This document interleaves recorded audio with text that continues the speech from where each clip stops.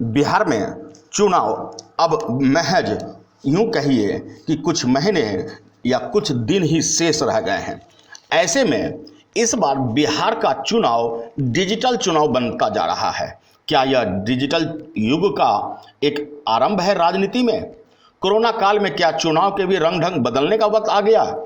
जी हाँ, लाइक और डिसलाइक की राजनीति भी अब आरंभ होगी डिजिटल युग में। कोरोना काल में होने वाले चुनाव भी अब बदले बदले नजर आएंगे। तकनीकी और चुनाव में विकल्प की मजबूरी डिजिटल युग में इन्हें ले आया है। क्या बिहार जैसे गरीब राज्य में तकनीकी के माध्यम से चुनाव लड़ा जा सकता है?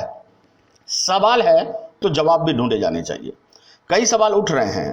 राज्य में कोविड महामारी के बीच ही चुनाव कराने की तैयारी शुरू हो चुकी है।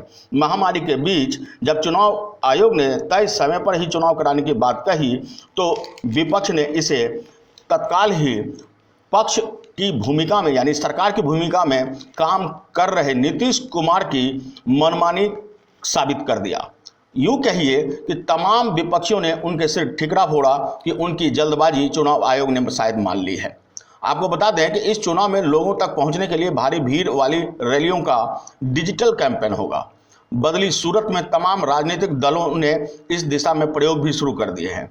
भारत के चुनावी इतिहास में बिहार विधानसभा चुनाव पहला ऐसा चुनाव होगा जहां चुनाव अभियान मुख्य तौर पर डिजिटल के माध्यम से चलेगा।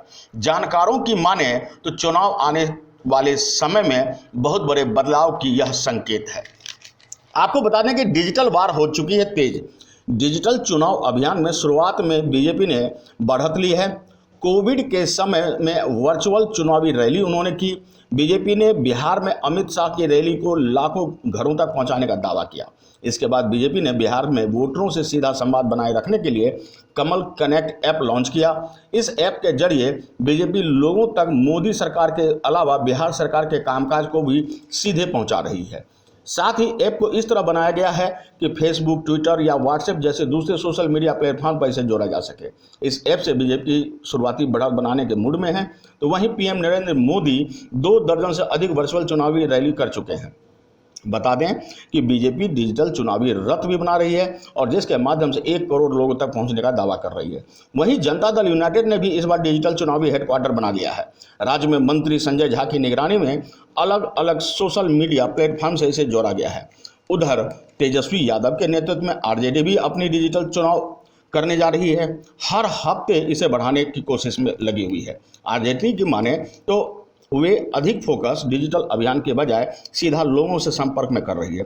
पार्टी इसी बात को मुद्दा बनाकर पेश भी कर रही है। जबकि बीमारी के समय घर बैठकर ही वोट मांग रहे नेता और लोगों तक वे पहुंच रहे थे। वहीं कांग्रेस ने भी बिहार क्रांति महासम्मेलन के नाम से राज्य में 100 से अधिक वर्चुअल रैली कर डाली। राहुल गांधी 2 अक्टूबर को वर्चुअल रैली से अगले चुनावी अभियान की शुरुआत कर सकते हैं। आपको बता दें कि वहीं पप्पू यादव, जन अधिकार पार्टी के पप्पू यादव भी वर्चुअल रैली के खिलाफ ही माना जाए, क्योंकि वे हर जगह चुनावी घोषणा होने से पहले से ही जनता के बीच पहुंच रहे हैं और जनता के बीच पहुंचकर उनको ये भरोसा दे रहे हैं कि ये उनका बेटा है, वे उनका भाई हैं और उनके सुख दुख में वे खड़े हैं। तो यहाँ डिजिटल चुनाव कम और सीधा संपर्क ज़्यादा दिख रहा है।